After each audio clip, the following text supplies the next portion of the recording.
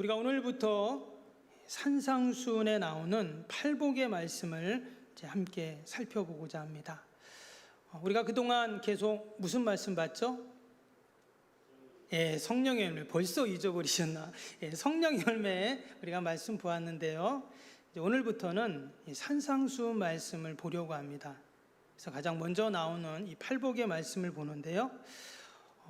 제가 이번 휴가 때 이 팔복 말씀을 책을 몇 권을 읽고 또 이제 팔복 설교한 목사님들이 이 팔복 설교를 많이 하셨는데 또 말씀도 많이 들어보고 묵상을 많이 했습니다. 그래서 아마 이 수요 예배 때 더 풍성하게 제가 또 말씀을 준비해서 이렇게 전하려고 그랬는데, 그러면 수요일 날 어떻게 해야 되죠? 빠지시면 안 됩니다. 그래서 제가 제일 안타까운 게 수요일 날 좀 성도님들이 많이 오셨으면 하는 그런 좀 잔소리 같은데, 사실 그게 이제 목회자의 마음이거든요. 주일은 당연히 우리가 주일 성수해야 되지만, 여러분 수요일은 우리가 좀 말씀을 더 어때요? 깊이 보잖아요. 더 풍성하게 보고, 또 찬양도 우리가 막 반주도 틀면서 찬양도 하고 하는데 신나게 찬양도 하잖아요. 수요일 날 좀 여러분 빠지지 마시고 또 다들 참여하시고, 또 우리 구역 식구들이나 또 우리 여전도회 남성교회 또 우리 이웃들에게 우리 성도님들 꼭 수요 예배 참석할 수 있도록 권면해 주시기를 바랍니다. 저도 더 열심히 이제 말씀을 준비할 테니까 그냥 왔다 그냥 가네 이런 말씀 나오지 않도록 저도 열심히 기도하면서 준비할 테니까 여러분들도 꼭 이 수요 예배를 통해서 하나님이 주시는 그 은혜와 복을 꼭 누리실 수 있기를 바랍니다. 이 팔복 말씀은요, 너무나 유명한 말씀이죠. 우리가 암송도 하는 분도 계시고 또 찬양도 있잖아요. 이따 한번 찬양도 하려고 하는데 너무나 유명합니다. 그래서 이 팔복 말씀 우리가 다른 말씀 이렇게 넘어갈 때가 많아요. 그러다 보니까 정말 예수님께서 이 팔복을 통해서 우리에게 말씀하시고자 하는 것을 우리가 잊어버릴 때가 많습니다. 그런데 이 예수님의 산상수훈 가운데 이 팔복의 말씀은 이 시대에 사는 우리 모든 그리스도인들에게 하나님이 주시는 여러분 가장 큰 축복 중에 축복인 줄로 믿습니다. 왜 그런가? 이걸 수요 예배를 통해서 우리가 한 절 한 절 함께 살펴보려고 합니다. 근데 먼저 이 팔복의 말씀을 보기 전에 우리가 이제 산상수훈에 대해서 이야기를 해야 되는데요. 산상수훈은 말 그대로 예수님이 산에서 하신 그런 말씀이죠. 교훈인데 마태복음 5장부터 7장까지 그렇게 나오게 됩니다. 이 산상수훈은 하나님 나라 백성의 법이라고 이제 말할 정도로 아주 우리에게는 중요한 말씀이죠. 구약과 신약의 모든 율법을 하나로 모은 정수라고 해도 과언이 아닐 정도로 너무나 귀한 말씀이 이 산상수훈입니다. 그 중에서도 이 팔복은 그 예전에 포항에 계셨던 걸로 알고 있는데 지금 이제 세문안교에 계신데요. 이상학 목사님께서 이 팔복을 말씀하면서 팔복은 보물로 가득한 궁전으로 들어가는 입구다, 이렇게 표현을 하셨어요. 그만큼 이 팔복이 너무나 귀한 말씀이다 하는 것이죠.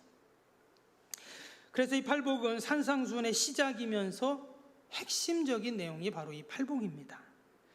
마틴 노이드 존슨하는 목사님이 이제 영국의 목사님이 계신데 지금 이제 돌아가셨는데, 그 목사님이 이 산상수훈을 뭐라고 했냐면, 산상수훈은 웅장한 영적 교향곡이다, 이런 말씀을 하셨어요. 그 가운데 이 팔복은요, 그 영적 교향곡의 포문을 여는 말씀의 연주가 바로 팔복이다, 이 정도로 극찬을 했습니다. 그래서 우리가 이 팔복을 묵상하며 묵상할수록 그 의미를 되새기면 되새길수록 은혜가 되고 복이 되고 이 팔복 안에 무궁한 하나님의 축복이 담겨 있습니다. 우리가 이 수요 예배를 통해서 그 은혜와 축복을 여러분 다 누릴 수 있기를 소망합니다. 오늘 이 팔복 중에 첫 번째 복인데요, 우리가 너무나 잘 아는 말씀이죠. 3절에 보니까 3절 말씀에 심령이 가난한 자는 복이 있나니 천국이 그들의 것이며, 이 말씀을 함께 살펴보고 은혜를 나누겠습니다. 먼저 이 팔복의 서론을 잠깐 이제 말씀을 드리면, 그 내용이 오늘 1절 2절이거든요. 1절 2절 한번 보시면, 예수께서 무리를 보시고 산에 올라가 앉으시니 제자들이 나온지라 입을 열어 가르쳐 이르시되. 지금 예수님께서 지금 이 말씀을 하셨다, 지금 이런 얘기죠. 그런데 여기 보니까 누구에게 이 말씀을, 이 팔복을 하셨는가? 무리를 보시고 라는 말이 나오고요, 또 하나는 제자들이라는 말이 그렇게 지금 나오고 있습니다.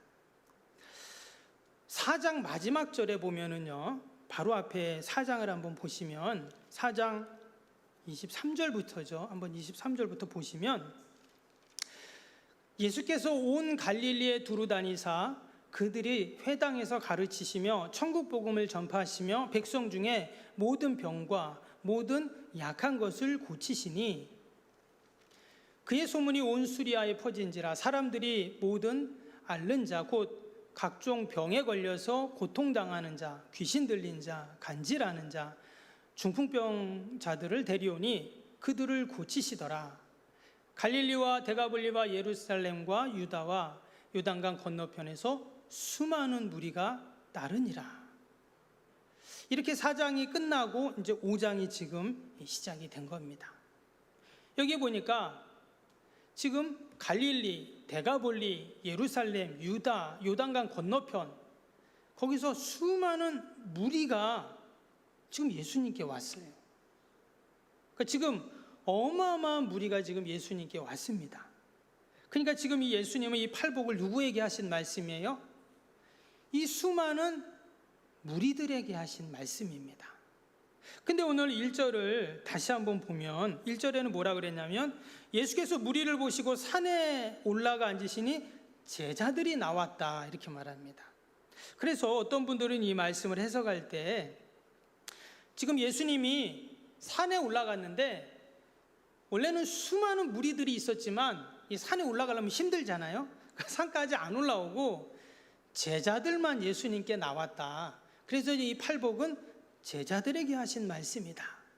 때문에 우리가 무리가 되지 말고 제자가 돼야 된다, 이렇게 이야기를 합니다. 근데 이것도 일리가 있는 말이에요. 그런데 전체적인 지금 내용을 우리가 다시 한번 생각해 보면, 지금 산상수훈의 시작이죠, 팔복이. 그래서 산상수훈이 이제 7장까지 되는데 7장 28절에서 29절에 보면 이런 말씀이 나옵니다. 한번 말씀을 띄워주시면, 예수께서 이 말씀을 마치심에 무리들이 그의 가르치심에 놀라니 이는 그 가르치시는 것이 권위 있는 자와 같고 그들의 서기관들과 같지 아니함일러라. 그러면서 8장 1절에 이런 말씀 나옵니다. 예수께서 산에서 내려오시니 수많은 무리가 따르니라. 지금 예수님이 산상수훈, 산에서 지금 말씀을 전하셨다 했죠. 5장 1절부터 지금 7장 마지막까지 쫙 산상수훈을 말씀하신 거예요. 그런데 지금 다 말씀을 마치시고 수많은 무리들이 지금 예수님을 따른다, 이렇게 지금 말해요. 그러니까 오늘 이 산상수훈과 팔복은 누구에게 하신 말씀이라고요? 무리들에게 하신 말씀인 거예요. 단순히 12제자에게만 특별하게 그들에게만 하신 말씀이 아니라 특별한 사람들만 들어야 되고 그 사람들만 지켜야 하는 말씀이 아니라 모든 무리들에게 하신 말씀이다라는 것입니다. 여러분, 제자는 결국 어디에 있죠? 무리들 중에 12제자가 있는 것입니다. 당연히 그 제자들을 예수님이 특별하게 훈련시킨 것이 맞습니다. 그러나 예수님은 무리들에게도 하나님의 말씀을 전하시고 가르치셨어요. 결국 이 무리들이 누가 됩니까? 오순절 마가의 다락방에 성령의 강림 사건 때 결국 그 무리들이 초대 교인들이 되죠. 예루살렘과 유다와 사마리아 땅끝까지 이르러서 복음을 증거하는 자들이 누구냐? 바로 이 말씀에 나오는 무리들이었다라는 것입니다. 여러분, 다 제자가 될 수는 없겠죠. 예를 들어 갖고 모든 성도들이 다 목사님이 되고 선교사가 되고 그럴 수는 없습니다. 그러나 우리가 늘 제자의 마음, 또 제자의 삶을 살아가야 하는 것은 분명하죠. 그것은 중요합니다. 그래서 우리 모든 성도들은, 여러분, 내가 처한 곳이 어디죠? 내가 처한 곳이 선교지입니다. 그리고 하나님이 지금 나를 그곳에 파송하셨다. 이게 선교사 의식이에요. 우리가 그런 마음을 갖고 내가 처한 곳에서 주의 복음을 전하고 주님의 사랑을 실천하는 것, 그럼 이것이 바로 제자의 모습인 줄로 믿습니다. 때문에 오늘 1절에 나오는 이 무리는 부정적인 의미라기보다는 예수님을 따르는 모든 사람들, 결국 그들이 누굴까요? 그들이 교회 공동체입니다. 그것을 알 수 있는 것이 오늘 함께 읽었던 이 4장 후반절에 나오는 그 사람들이에요. 여기 지금 어떤 사람들이 나왔습니까? 각종 병으로 고통당하는 자들이 나왔어요. 심지어 귀신 들린 자, 간질하는 자, 중풍병자. 근데 그들만 있었겠어요? 아니죠. 그 줄 가운데는 세리와 죄인들도 있었어요. 또 그 수많은 무리 가운데는 당시에 종교 지도자들이라고 하는 제사장, 서기관, 바리새인들도 사실 그 무리 가운데 있었습니다. 결국 그들이 다 교회 공동체의 일원이 되는 것이죠. 그래서 오늘 이 산상수훈 팔복의 말씀은 예수님이 누구에게 하신 말씀이에요? 교회에 하신 말씀이에요. 바로 저와 여러분들을 향해서 우리 주님이 하신 말씀인 줄로 믿습니다. 어떻게 내가 산상수훈 말씀을 다 지키지? 어떻게 팔복의 말씀대로 내가 살지? 그게 아니라 특별한 제자들에게만 하신 말씀이 절대 아니라 바로 우리 모든 성도들에게 하신 이 귀한 말씀, 우리가 이 산상수훈 특별히 팔복의 말씀을 다시 한번 우리가 깊이 묵상하고 또 이 말씀 속에서 우리에게 주시는 하나님의 영적인 은혜와 그 축복을 우리가 다 누려야 할 줄로 믿습니다. 오늘 첫 번째 3절 말씀 다시 한번 보겠습니다. 3절 말씀 우리 같이 한번 읽어볼까요? 큰 소리로 시작. 심령이 가난한 자는 복이 있나니 천국이 그들의 것이미요. 아멘. 이 팔복도 나중에 다 외울 겁니다. 그러니까 미리미리 외워두세요. 오늘 첫 번째 복인데요. 첫 번째 복은 어떤 복이냐? 심령이 가난한 자에게 주시는 복입니다. 여기서 지금 심령이 가난한 자라고 했는데, 여러분, 심령이 가난한 자는 어떤 자일까요? 지금 예수님이 첫 번째 복을 말씀하시면서 가난이라는 단어를 쓰셨어요. 가난.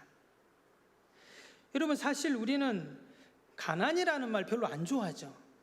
하도 가난 때문에 힘들고 어려운 시절들이 있었기 때문에 이 가난이라는 말 별로 안 좋아합니다. 그래서 예수님이 첫 번째 복을 말씀하면서 심령이 부자인 자는 복이 있나니 천국이 그들의 것이며, 이렇게 말씀하셨으면 참 좋을 텐데 심령이 가난한 자는 이렇게 말씀을 하셨어요. 왜 예수님이 이렇게 말씀을 하셨을까요? 사실 이 가난은, 여기서 말하는 가난은 돈이 없는 가난을 말하기보다는요, 그래서 심령이 가난하다는 말은 쉬운 말로 하면 마음이 가난한 자, 이렇게 우리가 이해를 하면 됩니다. 마음이 가난한 자. 그럼 마음이 가난한 자는 무슨 말일까? 일단 심령이 가난하고 마음이 가난한 자가 복이 있다 하셨어요. 근데 그 복이 어떤 복이라고 했습니까? 천국이 그들의 것이다. 천국의 복을 약속하세요. 여러분, 세상에 복이 참 많은데, 여러분, 세상의 복 중에 가장 복 중에 복은 뭘까요? 천국을 소유하는 복이에요. 아멘. 세상의 복을 다 모아가지고 다 합쳐놔도, 다 뭉쳐놔도 여러분, 천국의 복하고 바꿀 수 있을까요? 바꿀 수 없어요. 예를 들어 갖고 여러분, 누가 나에게 100억을 준다 생각해 보세요. 여러분, 100억하고 천국하고 바꾸실 분 한번 손 들어 보세요. 여러분, 100억 있으면요, 돈 관리하기 힘듭니다. 더 골치 아파요. 여러분, 천국이라는 복은 세상의 어떤 복과도 비교할 수 없는 복이죠. 근데 그 복을 하나님이 누구에게 주시냐? 심령이 가난한 자에게 준다는 거예요. 그럼 우리가 어떻게 해야 돼요? 심령이 가난한 자가 돼야죠. 왜? 그 복을 받아야 되니까. 그럼 심령이 가난하다는 말은 무슨 말이냐? 마음이 가난하다는 말은 과연 무슨 말인가? 마음이 부자다 뭐 이런 말은 들어봤는데, 아니 마음이 가난하라니, 심령이 가난해야 된다니, 이게 도대체 무슨 말인가? 우리가 오늘 이 말씀을 이해하는데 아주 중요한 그 해답이 어디 있냐면, 아까 읽었던 4장 마지막 절에 있어요. 아까 4장 마지막 절 다시 볼까요? 23절 24절 다시 보세요. 예수께서 온 갈릴리로 두루다니사 그들의 회당에서 가르치시며 천국 복음을 전파하시며 백성 중에 모든 병과 모든 약한 것을 고치시니 그의 소문이 온 수리아에 퍼진지라. 사람들이 모든 앓는 자, 곧 각종 병에 걸려 고통당하는 자, 귀신 들린 자, 간질하는 자, 중풍병자들을 데리고 그들을 고치시더라. 지금 예수님 앞에 나온 사람들이 다 누굽니까? 병든 자, 약한 자, 고통당하는 자, 정말 하루하루 살아가는데 너무나 힘든 자들이죠. 근데 그들이 지금 너무나 힘들어서 삶을 포기했다, 신세를 한탄했다, 이런 말이 없어요. 원망했다, 절망했다, 이런 사람들이었어요. 내 인생은 왜 이러지? 이런 사람이 없어요. 도리어 그 고통을 가지고 어떻게 해요? 예수님 앞에 지금 나왔다는 거예요. 뭐 우리 주위에 그런 분이 있는가 모르겠는데, 저는 뭐 여기서 뭐 여러 다 힘들지만 간질하는 자, 예전에는 뭐 간질병 이런 말도 했지만 지금은 뭐 명칭이 좀 다른데, 저는 예전 교회 성도 중에 그런 분이 계셨어요. 그분 이제 약을 드시면 괜찮은데, 약을 안 드시면 뭐 언제 어떻게 그렇게 쓰러지거나 또 그런 뭐 일이 생길지 모르는 분이에요. 예배 중에 그분이 쓰러졌었거든요. 참 얼마나 힘들까 하는 생각을 했어요. 그래서 가서 신방 가서 기도도 해드리고 했는데, 약을 안 드셨다 하더라고요. 약이 너무 독하니까 힘든 거예요. 약을 드시면 식사도 못하고 막 몸이 붓고 잠도 못 자고, 너무 힘드니까 이제 약을 안 드셨는데, 약을 안 드시니까 이제 그런 발작이나 또 그런 일들이 생기는 거거든요. 야, 평생 저렇게 살아야 된다는데 얼마나 고통스러울까. 지금 그런 자들이 지금 예수님께 나왔다는 거예요. 중풍병자는 잘 걷지도 못하는 자잖아요. 근데 지금 예수님께 나온 거예요. 몸을 질질 끌면서. 지금 심령이 가난한 자가 과연 어떤 자들인가? 바로 이런 자들이라는 거예요. 이런 마음을 갖고 이런 상황임에도 불구하고, 그래, 내가 이런 어려움, 아픔들이 있지만 예수님만 만나면 고침받을 수 있어. 예수님만 만나면 해결받을 수 있어. 예수님께만 나오면 새 힘을 얻을 수 있어.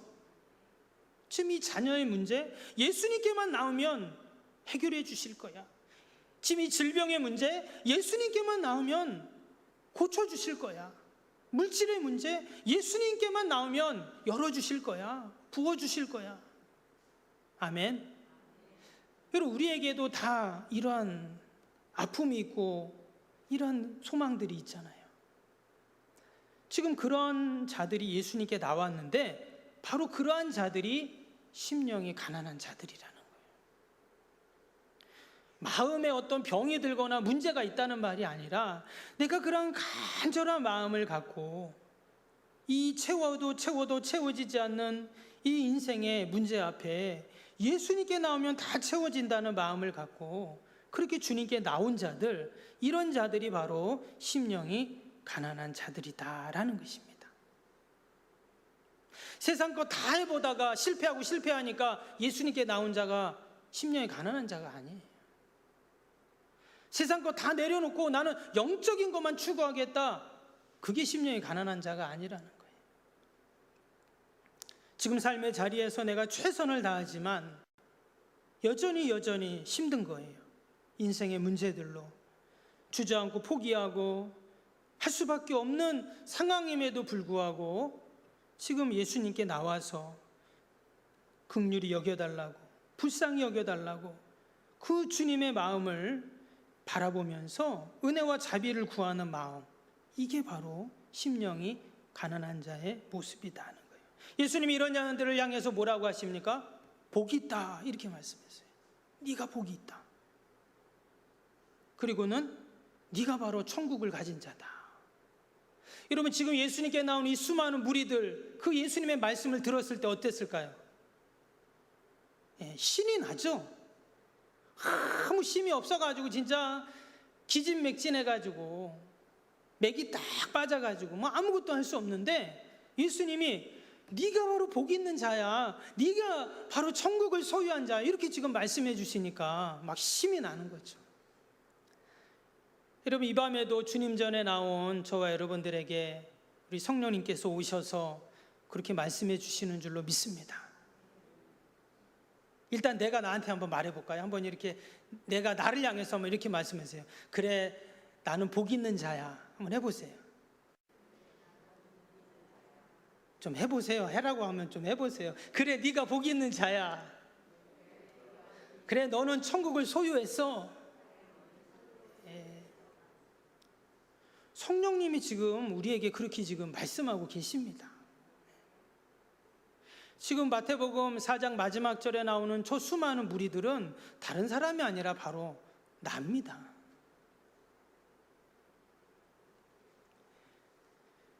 그래서 우리의 마음이 지금 예수님 앞에 나올 때 그것이 바로 복이고 천국을 소유한 것이다 하는 거죠. 근데 오늘 말씀해 보니까 뭐라고 했어요? 천국이 그들의 것이미요 이랬습니다.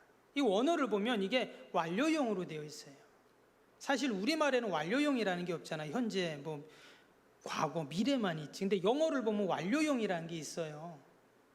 이 말은 무슨 말이냐면, 네가 심령이 가난해지면 천국을 가질 거야, 이렇게 말, 미래가 아니라는 거예요. 이렇게 하면 이렇게 될 거야가 아니라 이미 뭐라고요? 천국이 그들의 것이미요라는 거예요. 마가복음 11장 24절에 그러므로 내가 너희에게 말하노니 무엇이든지 기도하고 구하는 것은 받은 줄로 믿으라. 아멘. 그리하면 너희에게 그대로 되리라. 바로 이 영적인 원리는 믿음의 원리잖아요. 받은 줄로 믿으라는 거예요. 하나님 언제 주실 겁니까? 이렇게 기도하는 게 아니라 주신 줄 믿습니다. 아멘. 아멘. 그게 바로 심령이 가난한 자에게 하나님이 주신 여러분 은혜이고 복인 줄로 믿습니다. 지난번에 그 주기도문 그 주일날 한번 더 강해를 좀 했는데요. 그때 천국에 대한 말씀을 좀 드렸습니다. 그래서 오늘 본문에 나오는 이 천국도 같은 단어인데요. 바실레이아라는 단어입니다.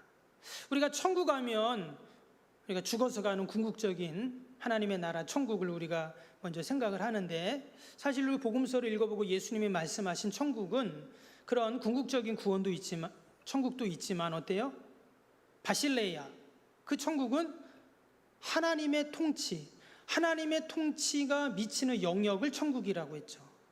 그래서 지금 심령이 가난한 자가 갖는 그 복, 바로 천국을 갖는 그 복은 궁극적인 하나님의 나라인 그 천국에 들어가는 것은 말할 것도 없지만, 이 땅에서도 뭐라고요? 이 땅에서도 바실레야, 하나님의 통치하시는 천국을 소유하고 누릴 수 있다는 거예요. 지금 이 마태복음 4장 마지막 절에 나오는 이 수많은 무리들, 지금 예수님이 산상수훈과 팔복을 말씀하셨던 그 수많은 사람들, 지금 그들의 삶의 현장이 어떻습니까? 비참하죠. 간질병 하는 자, 중풍병자, 각종 병자들 있다, 문제를 갖고 있다. 너무 힘들죠. 귀신 들린 자 어때요? 너무 힘들죠. 그런데 천국을 소유한다는 거예요. 하나님이 그들의 삶 가운데 통치하시고 다스리시고 인도하신다는 거예요. 누구에게요? 심령이 가난한 자에게.